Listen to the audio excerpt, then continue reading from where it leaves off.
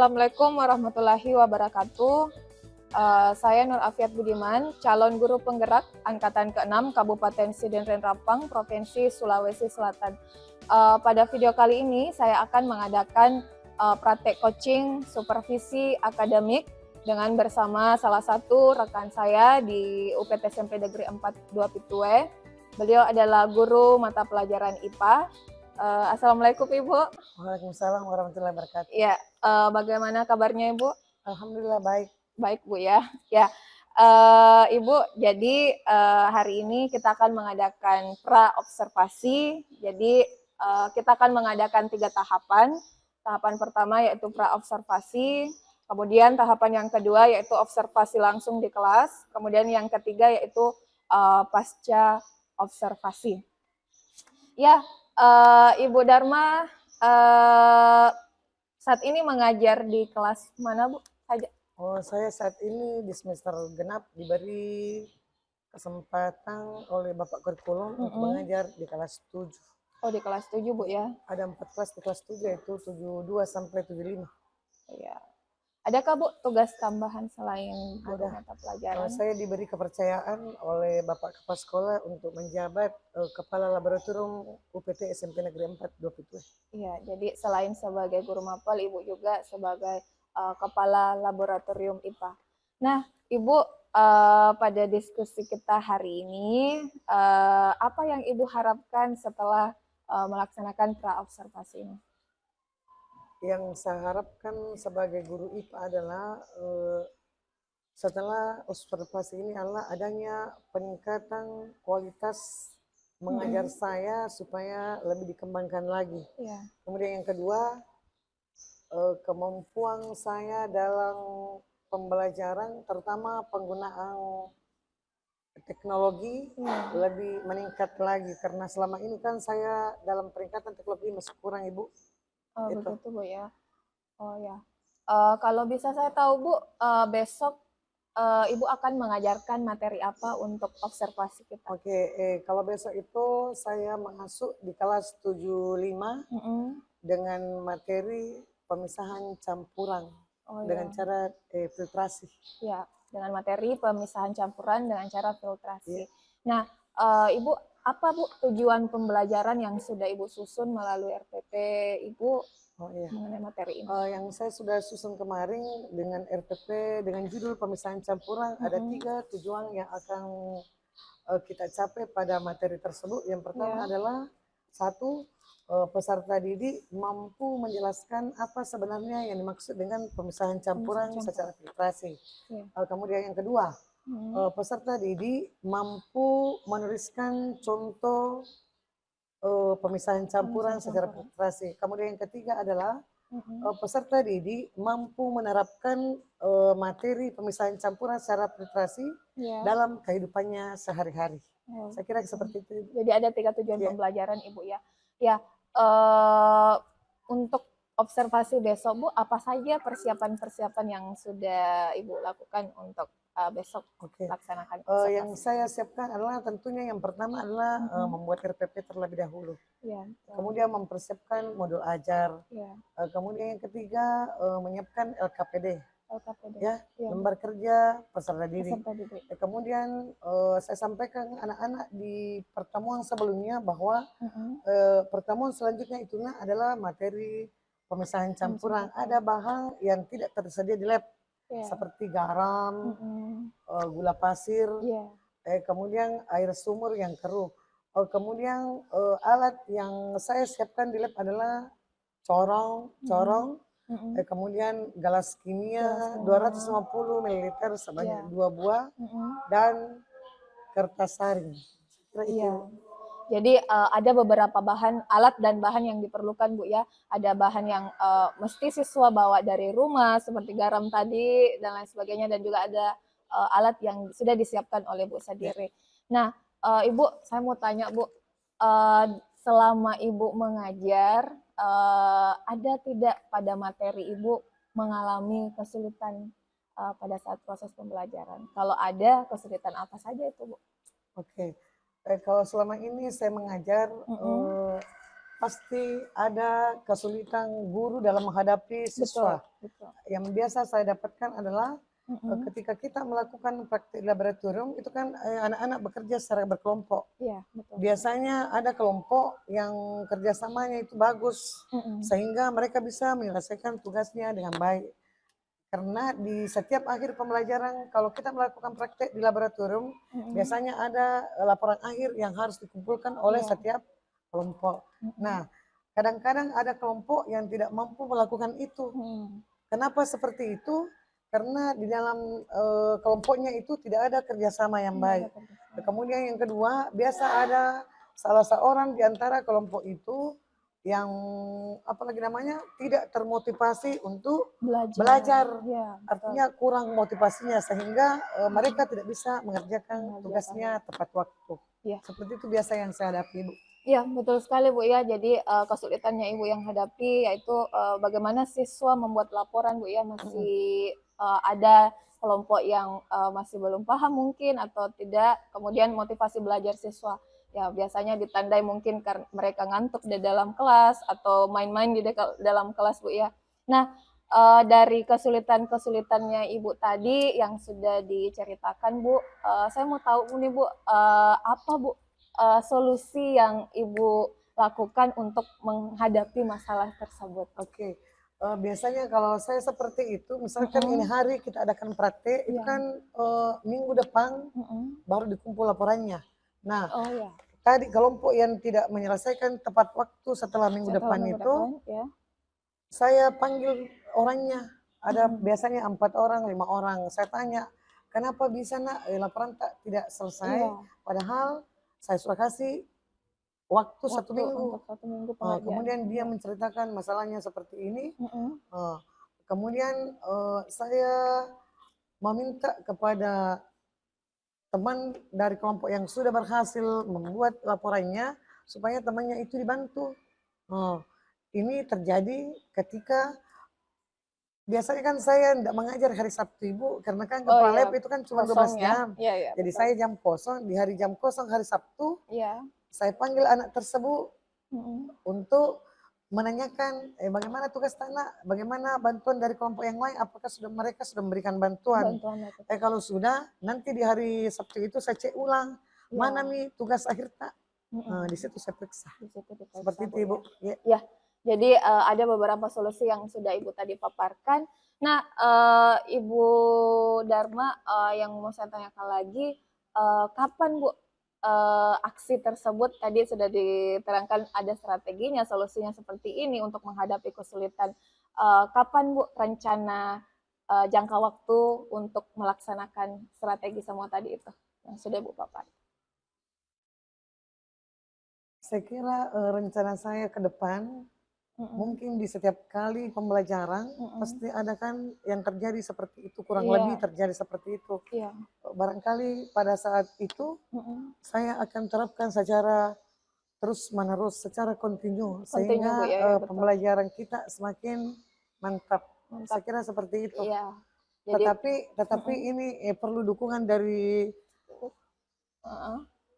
apalagi namanya peserta didik, guru mapel, sehingga harus ada kerjasama yang baik antara guru dengan siswanya. Saya kira seperti itu, Ibu. Ya, segera, Bu ya, segera akan melaksanakan solusi tadi yang sudah Ibu jelaskan. Ada beberapa strategi dan solusi. Nah, Ibu Dharma, saya mau tanya lagi, Bu, apa, Bu, siapa dan yang dapat membantu Ibu dalam menjaga komitmennya tadi, strategi-strateginya tadi agar dapat berjalan dan berhasil sesuai dengan yang diharapkan?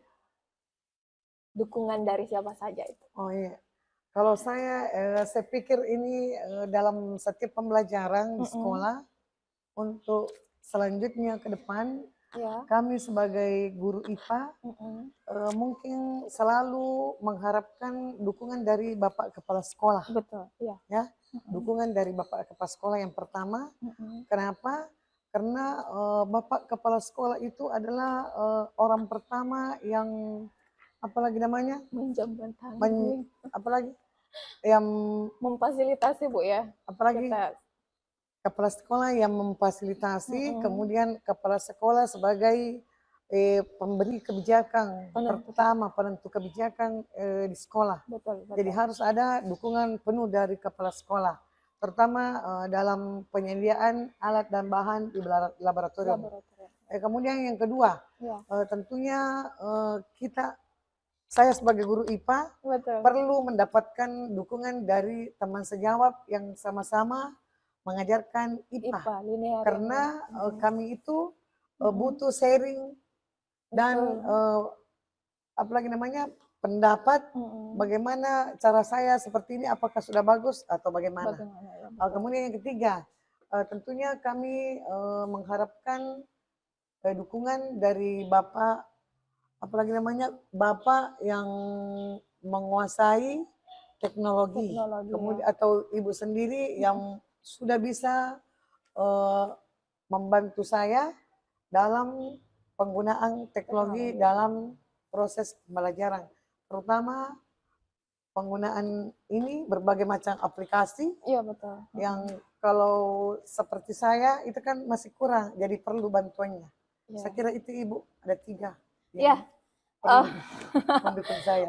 Ya Bu, insya Allah saya akan siap untuk membantu Ibu dalam segi mungkin aplikasi media pembelajaran dalam bentuk teknologi aplikasi. Nanti insya Allah kita akan bersama-sama belajar Bu ya, saling sharing apa-apa saja yang kesulitan atau apa saja yang Ibu butuhkan selama proses pembelajaran.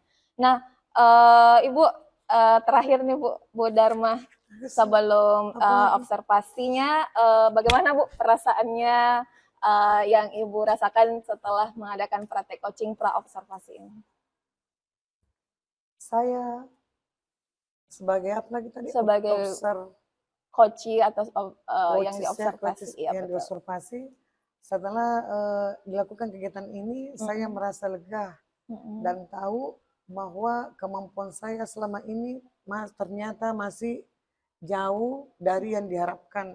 Oleh karena itu mungkin setelah hari ini saya harus lebih banyak belajar lagi sehingga kemampuan saya dalam proses pembelajaran akan terus ditingkatkan supaya saya bisa memberikan yang terbaik untuk anak didik saya. Terima kasih Ibu. Ibu tadi kira-kira Bu kapan Bu bisa kita diskusi lagi seperti ini? Saya ingin tahu ceritanya Ibu lagi tentang proses pembelajarannya mengenai strategi-strateginya. Kapan kira kita akan?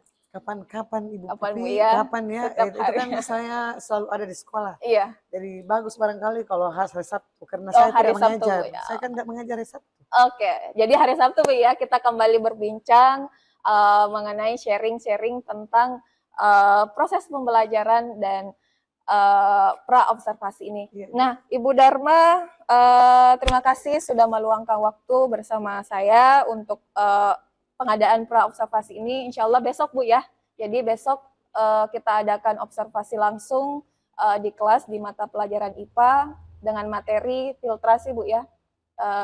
Pemisahan campuran dengan metode filtrasi.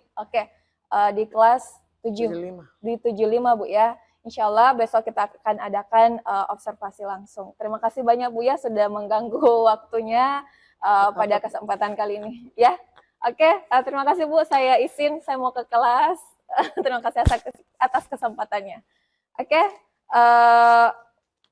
Itulah tadi salah satu praktek coaching kepada Ibu Dharmawati, yaitu pra-observasi sebelum pengadaan observasi langsung di kelas untuk setelah itu, setelah mengadakan pra-observasi, kita akan mengadakan observasi langsung. Kemudian yang ketiga, kita akan pasca observasi bersama Bapak pengajar praktik, yaitu Pak Haryadi, SPD MPD.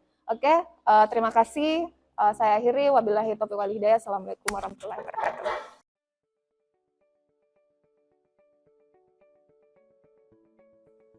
Assalamualaikum warahmatullahi wabarakatuh.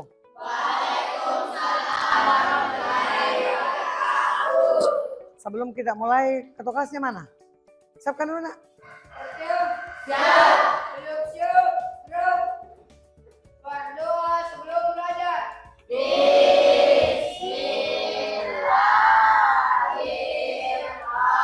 Ibu terlebih dahulu tanya siapa kira-kira teman yang tidak hadir? Hadir semua?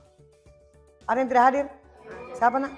Hari ini kita akan masuk pada materi pemisahan campuran. Ya, pada minggu yang lalu, pertemuan yang lalu saya sudah jelaskan tentang campuran heterogen. Jadi untuk ini hari kita akan masuk kepada pemisahan campuran itu. Jadi sebelum masuk, saya tanya dulu nak, kira-kira kalian pernah melihat ibu kalian memisahkan santan dari kelapa di rumah? Pernah. Apa yang terjadi ketika ibu tak dari kelapa? Ada yang bisa menceritakan campuran. Untuk hari ini karena kita hanya waktu diberi 2 jam pelajaran, harusnya kita praktek secara langsung. Tetapi karena kita hanya memiliki waktu 2 jam pelajaran, maka strategi yang ibu ambil adalah dengan metode demonstrasi. Untuk itu, silakan kalian duduk dengan anggota kelompoknya masing-masing sesuai dengan kelompok yang pernah ibu bagi di pertemuan yang lalu. Silakan. Oke, kelompoknya terima kasih banyak. Nah sekarang ibu akan melakukan demonstrasi tentang proses pemisahan campuran secara, kemudian yang tersisa di saringan ini namanya apa? Residu. Residu toh? Residu. Kemudian ini yang dibawa namanya hasil saringan atau filtrat. Bisa dibedakan? Bisa. Jadi nanti setiap kelompok silakan naik demonstrasi di sini per kelompok ya, supaya bisa mengamati secara langsung. Bisa? Oke, kalau begitu silakan kelompok 1 dulu.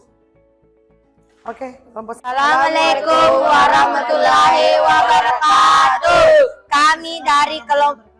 Kami dari kelompok 1 akan mendemonstrasikan proses pemisahan campuran sebagai berikut.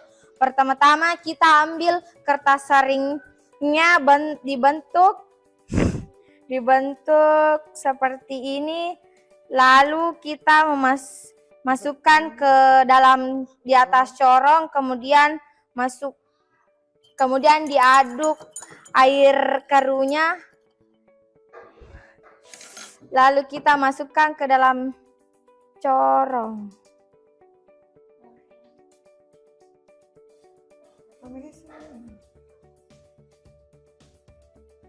Tunggu beberapa menit, maka air akan tersaring.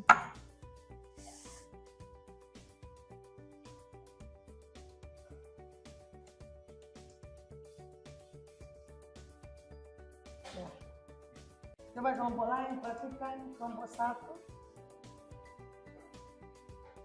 Apa yang dilakukan temannya depan?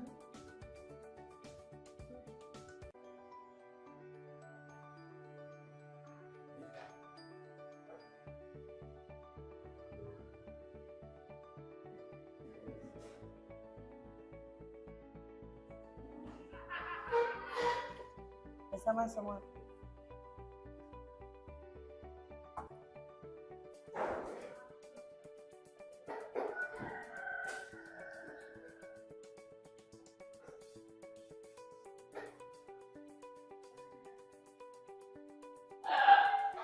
Coba diperhatikan, inilah hasil residu penyaringan kita hari ini.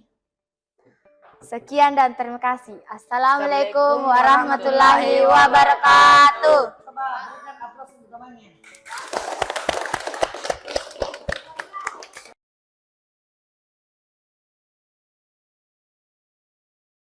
Oke, Assalamualaikum warahmatullahi wabarakatuh. Ya, saya Nur Afiat Budiman, calon guru penggerak angkatan ke-6 kelas A dengan fasilitator Ibu Rahmil Humaira dan pengajar praktik Bapak Haryadi SPD. Nah, pada video kali ini yaitu memasuki tahapan ketiga, yaitu pasca observasi dari supervisi akademik untuk materi coaching. Nah, Assalamualaikum Ibu Dharma. Ya, kita kembali lagi Bu ya setelah kita pra-observasi. Hari ini sudah juga saya observasi pembelajaran Ibu di kelas, dan hari ini kita akan mengadakan pasca observasi bersama Bapak pengajar praktik yaitu Bapak Haryadi. Nah, Ibu, sedikit saya mengingatkan kembali bahwa minggu lalu kita observasi dengan tujuan pembelajarannya Ibu, materinya tentang tentang pemisahan campuran Bu ya. Pemisahan campuran. Dan adapun yang ingin dicapai kemarin yaitu tentang strategi yang dipersiapkan Ibu, bagaimana Bu untuk pembelajarannya di kelas? Lanjutannya kemarin itu kan kita sempat melakukan pelajaran kelas dengan judul pemisahan campuran. Adapun yang saya lakukan pada saat itu adalah melakukan praktikum secara langsung dengan siswa tentang metode pemisahan campuran. Salah satu contohnya adalah bagaimana memisahkan air kotor atau air sumur yang keruh, dipisahkan dengan cara penyaringan sehingga diperoleh air yang bersih. Jadi itu Bu ya strategi yang hendak kita capai, dan pada hari ini saya ingin kembali tanyakan Bu, bagaimana tindak lanjutnya tentang strategi-strateginya yang direncanakan kemarin tentang mengenai medianya, metode dan laporan praktikum. Media yang saya gunakan kemarin adalah dengan menggunakan metode eksperimen. Alat yang dipakai itu adalah apa lagi namanya? Tabung reak. Bukan tabung reaksi, gelas kimia yang 200 ml berlemir corong dengan bahannya saring dengan air. Tujuan yang sudah diperoleh termasuk dari cara pembelajaran strategi yang digunakan, persiapannya matang seperti tadi, berkat daripada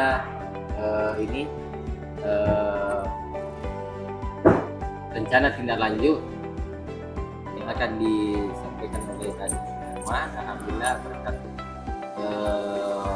bantuan daripada Ibu Murabiat sehingga bisa kita sendiri menemukan solusi daripada kendala yang dihadapi.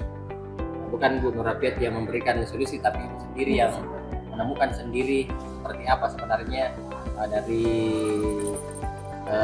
solusi yang ingin dicapai dalam setiap kita melakukan pembelajaran.